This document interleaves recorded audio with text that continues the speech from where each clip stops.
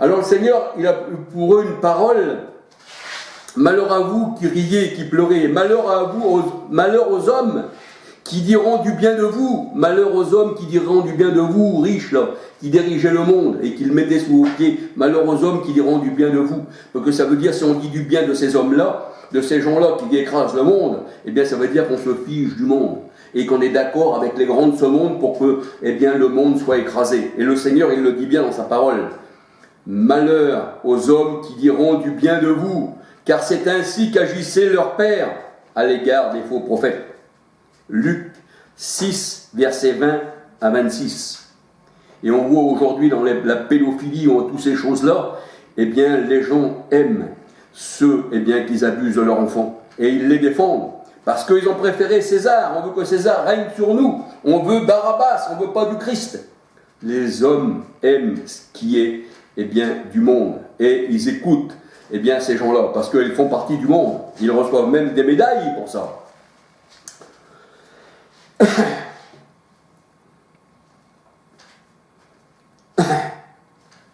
La parole de Dieu, elle dit que la vraie richesse, c'est le Seigneur. Un peu comme la tribu de Lévi qui avait reçu en héritage rien de ce monde, mais qui avait reçu en héritage, eh bien, le Seigneur. Et le Seigneur a dit, là où est ton cœur, là aussi sera ta richesse. Si ton cœur est vers le Seigneur, ça sera ta richesse. Ne recherche pas les choses d'en bas, mais recherche, la parole de Dieu nous dit, celle qui est en haut. Luc 12, versets 15 à 33. Et la parole de Dieu nous dit que, eh bien, la grande prostituée est parée d'or. C'est ça la prostituée, c'est celle qui aime l'argent, c'est celle qui domine, c'est les rois, c'est Ézéchiel qui était paré d'or, son commerce, eh bien il l'a mis à terre, comme nous voyons aussi Ésaïe 14, eh bien c'était les richesses de ce monde, et la richesse de ce monde, eh bien on reconnaît que ça se trouve, eh bien dans les rois. C'est pour ça que le Seigneur, quand il parlait de Jean-Baptiste, il dit, qu'êtes-vous allé voir au désert? Voici un homme, mais il y a plus qu'un homme. Voyez-vous, hein, il dit les rois, eh bien, ils sont dans des palais, mais lui, il n'était pas dans un palais, mais non, il avait un manteau de poil, voyez-vous. Alors c'est ça. Alors le Seigneur, il parle de la grande prostituée qui est parée d'or, de fin lin et de pierres précieuses. Apocalypse 17, verset 3, 4, 5, 6. Apocalypse 17, verset 3, 4, 5, 6. Et le roi de Tyr, que les religions ont transformé, eh bien, en démon possesseur, alors que la parole de Dieu nous dit que le roi de Tyr n'était simplement qu'un homme que Dieu avait élevé, mais que Dieu aussi a fait tomber, parce que le Seigneur, il l'avait élevé à une position élevée, et l'orgueil est mis dans son cœur, et il a dit, je serai comme Dieu, et je monterai au-dessus, eh bien, de Dieu. Dans Ésaïe 14, nous voyons que le roi de Babylone aussi est comparé aussi au roi de Tyr, mais ils n'ont rien d'esprit possesseur. S'il vous possède, il vous dirige mentalement, mais ils ne pourront jamais rentrer à l'intérieur de vous, parce que ces gens-là, si on lit Ézéchiel chapitre 25, je dis bien les chapitres, pas les versets, chapitre 25 à 28, parce que dans la parole de Dieu, il n'y a pas de chapitre, ça a été mis beaucoup après, tout ceci ne faisait eh bien, qu'un seul chapitre, vous verrez que c'est les richesses qu'ont fait tomber eh bien, le roi de Tyr, qui a fait tomber aussi Pharaon, et qui a fait tomber aussi eh bien, le roi de Babylone. C'est par ses richesses et par son commerce. Voyez-vous, ce démon-là que vous avez transformé, eh bien, il faisait du commerce. C'est quand même rare pour un démon eh bien, qui fait du commerce. La parole de Dieu elle dit que le roi de Tyr, le Seigneur, il l'avait placé lui-même. C'est le Seigneur qui l'avait placé lui-même sur sa montagne sainte. C'est pas moi qui le dis, je vous donne les références de la parole de Dieu. Ézéchiel 28, verset 14. Ézéchiel 28, verset 14. Et c'est le Seigneur lui-même qui le précipite eh bien, en bas de sa montagne sainte. Et nous savons que la montagne sainte, dans la parole de Dieu, c'était Jérusalem, c'était le jardin de Dieu. Quand le Seigneur, eh bien, il t'élève, mais il peut aussi t'abaisser, ce que la parole de Dieu nous dit. Mais quand le Seigneur il t'élève, bien, il te donne une position qui fait que tu es dans la présence de Dieu et que tu es aussi dans le jardin de Dieu. Mais le Seigneur il dit, par ton orgueil, tu as dit, voici maintenant, dans mon cœur, je serai au-dessus de Dieu. Et le Seigneur il dit, je te fais disparaître. Alors c'est vrai que le Seigneur, eh bien, il l'avait placé sur la montagne sainte, Ézéchiel 28, verset 14, mais le Seigneur aussi, il le fait chuter. Ézéchiel 28, verset 16, eh bien, de sa montagne sainte. Le jardin de Dieu, Ésaïe 51, verset 3. Et la parole de Dieu, elle dit que c'est l'Éternel qui donne, eh bien, toute autorité. Et c'est lui qui ôte l'autorité. Le Seigneur a dit, je peux te donner une autorité dans ce monde, mais je peux aussi te l'enlever. Et comme il a donné autorité à ses apôtres, voyez-vous, c'est ce qu'il a fait le Seigneur. Et l'autorité, eh bien, c'est le Seigneur qui la donne. Nous voyons ceci dans Daniel 4, versets 14 à 22. Daniel 4, versets 14 à 22. C'est là que, eh bien, Daniel dit au roi, sais-tu que l'Éternel, eh bien, il t'a mis à cette position, mais l'Éternel aussi, eh bien, il t'enlève de cette position et il te fait manger l'herbe comme les bêtes. Daniel 4, versets 14 à 22. Ézéchiel 21, verset 30, 31, 32. Ézéchiel 21, verset 30, 31, 32. C'est l'Éternel qui donne toute autorité. 1 Samuel 2, versets 6, 7, 8. La parole de Dieu, 1 Samuel 2, 6, 7, 8, nous dit c'est lui qui élève, c'est lui qui abaisse, c'est lui qui guérit, c'est lui qui fait tout en vérité, puisque l'Éternel a tout pouvoir sur les hommes. Il n'y a rien dans ce monde qui se fait sans que l'Éternel en soit au courant. C'est ce que je dis dans mes vidéos, dans Dieu Tout-Puissant, où les démons n'existent pas dans mes vidéos. Toute autorité vient de Dieu. Romains 13, versets 1 à 7. Romains 13, versets 1 à 7. Et même Pilate, qui croyait qu'il avait le pouvoir de tout, le Seigneur a dit, tu n'auras aucun pouvoir sur moi s'il ne t'avait été donné d'en haut par mon Père. Jean 19, verset 11. Donc Pilate n'était pas pris d'un démon, mais c'est le Seigneur qui l'avait mis dans cette position pour que les plans de Dieu soient accomplis, afin que s'accomplissent ces Écritures. Acte 13, versets 27, 28, 29. Toutes les nations ont accompli au sujet du Christ tout ce qui se lisait chaque sabbat. Eh bien, ça a été accompli à la lettre, afin que soient accomplies les Écritures. Mais ce n'était pas écrit afin que soit accompli ce qu'un démon aurait décidé de faire, non, afin que s'accomplissent les Écritures, selon ce qui n'était ainsi, qui dit le Seigneur. Alors le roi de Tyr n'a rien d'un esprit possesseur. Il est un roi, c'est un peu comme Macron aujourd'hui, il n'a rien d'un esprit possesseur. Mais voyez-vous, l'orgueil dans le cœur de Macron, l'orgueil dans le cœur des chefs de ce monde, dans tout ce que vous voulez, dans les Rothschild et tout, hein, leur appartenance, eh bien ça, ils n'ont pas assez de pouvoir, pourtant le pouvoir est à eux, mais ils veulent aussi, eh bien, vous tuer par tous les moyens. C'est pour ça qu'on voit des avions au-dessus de nous qui nous lâchent des gaz, hein, les avions de la mort, hein, les chemtrails qu'on appelle. Vous mettez chemtrail, eh bien vous voyez, l'eau est polluée, les vaccins qu'on met à nos enfants, toutes les choses comme ça, c'est contre, eh bien, c'est contre nous. Alors c'est vrai qu'ils n'ont rien de possesseur, ces gens-là, ils ne peuvent pas rentrer en nous, voyez-vous, mais ils dirigent le monde, et ils ont une influence sur le monde, surtout avec leur argent. Sans l'argent, ils ne pourraient rien faire. L'argent, c'est un laisser-passer pour le monde. L'argent est la racine de tous les maux.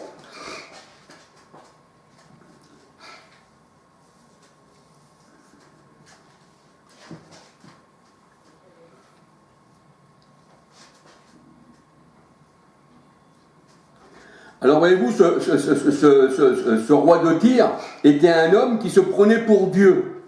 Son cœur a été corrompu par quoi? Par ses richesses. Donc ce prince de Tyr que vous avez transformé en démon, hein, en personne qui posséderait quelqu'un, eh bien, il a été corrompu par ses richesses. Il avait donc des richesses. Et le Seigneur dit, eh bien, ce roi de Tyr, pardon, je l'ai livré aux mains des nations. Donc, c'est pas lui qui possède les nations, mais le Seigneur, il l'a livré aux mains des nations. Un peu comme les rois d'aujourd'hui, eh bien, qui se mettent contre le Seigneur, et puis qui font des choses incroyables, eh bien, un jour, ils tomberont aux mains des nations. Parce que leur richesse leur a monté à la tête, leur pouvoir. Et c'était même plus assez d'avoir un pouvoir, eh bien, ils voulaient tuer aussi le monde. Ils voulaient écraser le monde et réduire le monde.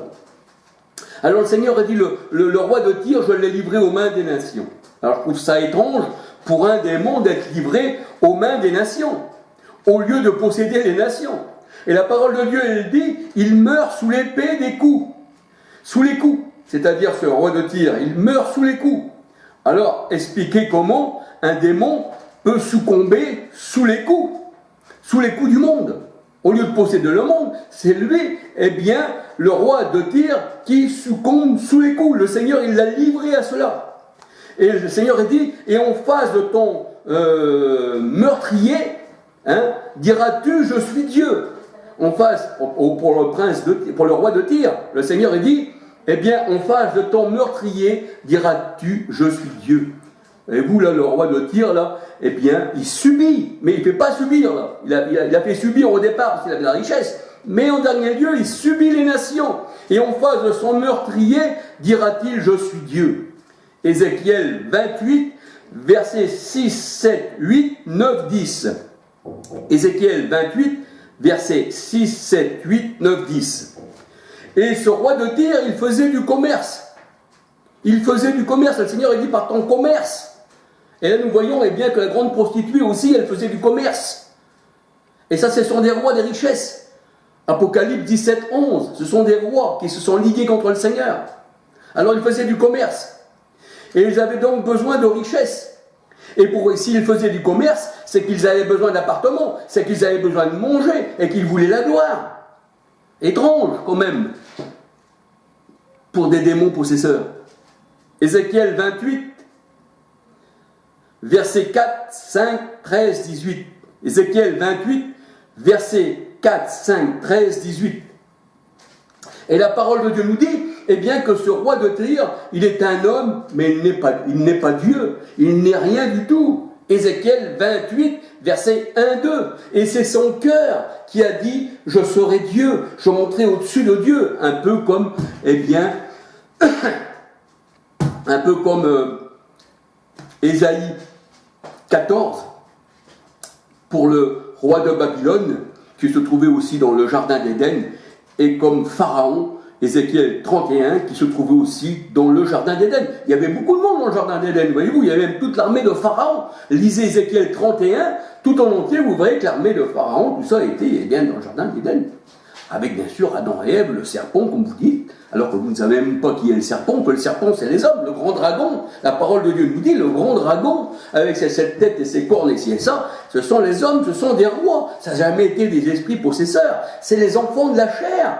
Galates 4, 21 à 31, c'est les enfants de la chair. Galates 4, 21 à 31 qui combattent contre les enfants de Dieu, contre ceux qui sont nés de l'esprit.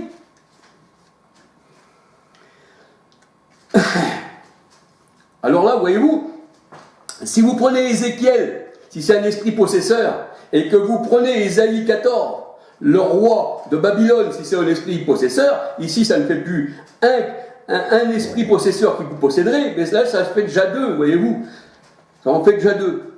Parce qu'il y aurait Ézéchiel 28, le roi de Tyr, mais aussi le roi de Babylone. Mais tout ceci, c'est une pure invention, eh bien, par tous ceux que le Seigneur a envoyé un esprit d'égarement. Deutéronome 28, 28, et la parole de Dieu nous dit, dans 1 Thessaloniciens 2, je vais regarder dans la parole du Seigneur, toujours, 1 Thessaloniciens 2,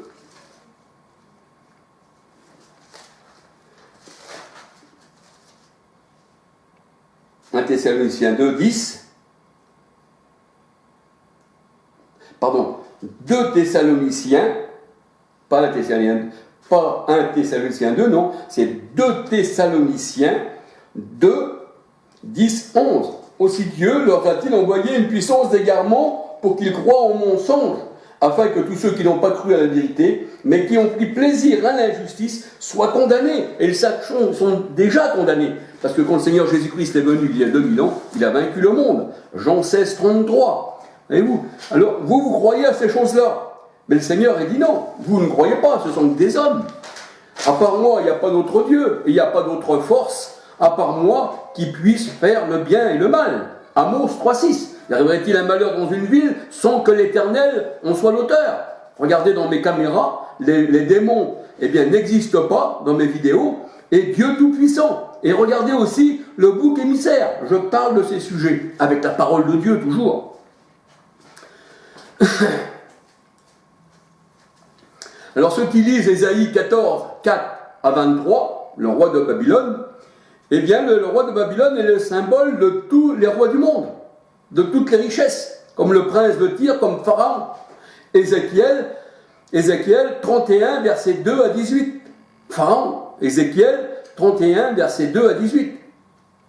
Tous ces rois étaient en Éden, c'est-à-dire ils étaient assez placés haut et ils ont chuté. Ésaïe 51, verset 3.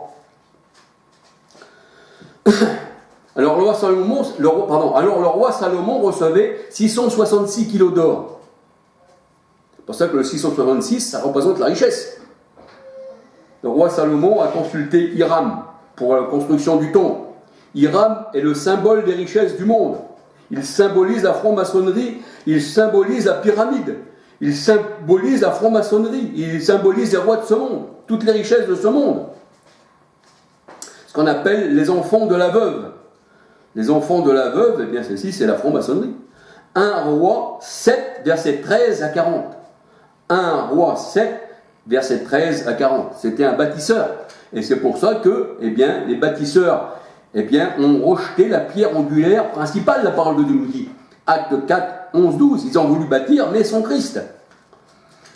Alors le Seigneur est dit, quand nous voyons ceci, ce dollar, cet argent, cette effigie, voyez-vous, ces têtes d'hommes riches, hein, et ces pyramides, eh bien le Seigneur est dit, rendez à César ce qu'appartient à César.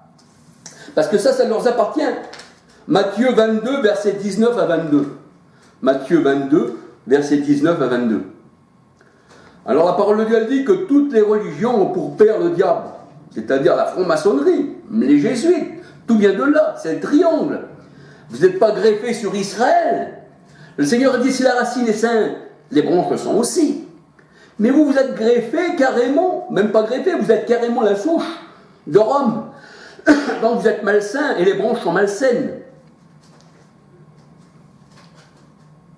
Et la franc-maçonnerie, la Trinité catholique, les jésuites, tout ça, comme les témoins de Jéhovah, tout ça, ils sont, eh bien, maçons, sans le savoir. Taz Roussel, c'était un franc-maçon. Regardez d'abord sur YouTube, vous allez voir la tombe de Taz Roussel, et ci et ça, c'était un franc-maçon. Et tous ces gens-là sont des francs-maçons. Pentecôtistes, Assemblée de Dieu, tout ça, c'est des francs-maçons. Ils ont le symbole de la pyramide. Et les francs-maçons ont fait bien de Hiram, roi de Tyr, eh bien, leur père, eh bien, on va dire charnel, je ne veux pas dire spirituel, c'est leur père charnel, c'est leur roi de Tyr. C'est pour ça que Hiram de Tyr, eh bien, le roi de Tyr, eh bien, c'était un bâtisseur. Et c'est l'Égypte. 1 Roi 5, verset 1 à 18. 1 Roi 5, verset 1 à 18.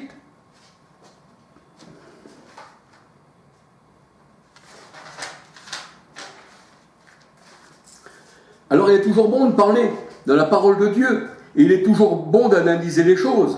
Voyez-vous? Alors c'est vrai que $1, et sur ce dollar il est dit un Dieu. $1, et après un Dieu. Ce que je vous ai fait voir tout à l'heure. Ça c'est le dollar. Voyez-vous? Et c'est ce qui dirige le monde. Et combien cet argent a pu tuer de personnes depuis que le monde est monde? Parce que le dollar, il est venu avec l'Amérique, c'est certain. Mais avant, il y avait aussi de la monnaie, parce que le Seigneur Jésus-Christ, il disait, mais faites-moi voir cette pièce, faites-moi voir cette monnaie. Et de qui est cette effigie? Donc la monnaie, elle remonte de loin déjà. Et combien nous voyons, même dans le temple, eh bien quand le Seigneur, il a chassé les chasseurs, ceux qui étaient dans le temple, hein, qu'il les a chassés avec des cordes, et tous ceux qui trafiquaient dans le temple, mais c'était pour l'argent. Et l'argent, c'est la racine de tous les maux. L'argent, on doit en avoir, oui, c'est comme parce que dans ce monde-là, c'est un échange. Mais là, c'est plus un échange pour les riches. Ça devient des guerres, ça devient des tueries, ça devient des massacres. Mais le Seigneur, il dit dans sa parole, toi, homme de Dieu, fais ces choses. Et Paul le disait, si nous avons seulement le couvert et le toit, cela nous suffit. Mais vous savez, dans ce monde-là, il y a des richesses pour tout le monde. Mais chacun tire à lui-même. Et il y a beaucoup de gens qui sont découverts dans ce monde. Alors, eh bien, que le Seigneur vous bénisse. Et que le Seigneur vous garde, parce que le Dieu de ce monde, le Seigneur nous le dit, tu es venu au monde nu, mais tu repartiras nu. Et vous, et ça, eh bien, tout le monde a les yeux braqués sur les richesses, sur ça. C'est ça. Tout le monde veut gagner au loto. Tout le monde veut l'argent. Pour l'argent, le monde se lève de bonne heure. Il porte des charges incroyables qu'il ne déplacerait même pas avec le petit doigt si c'était pour le Seigneur. On ne peut pas servir deux maîtres. Soit, eh bien, ce qui appartient à César, soit ce qui appartient au Seigneur. Il y a deux chemins. Il y a la grande porte qui mène à la perte, mais le petit chemin qui mène à la vie éternelle. Choisis la vie, dit le Seigneur, afin que tu vives. Parce que devant toi, j'ai mis deux chemins. Et si tu appartiens au Seigneur, eh bien, ça sera fait.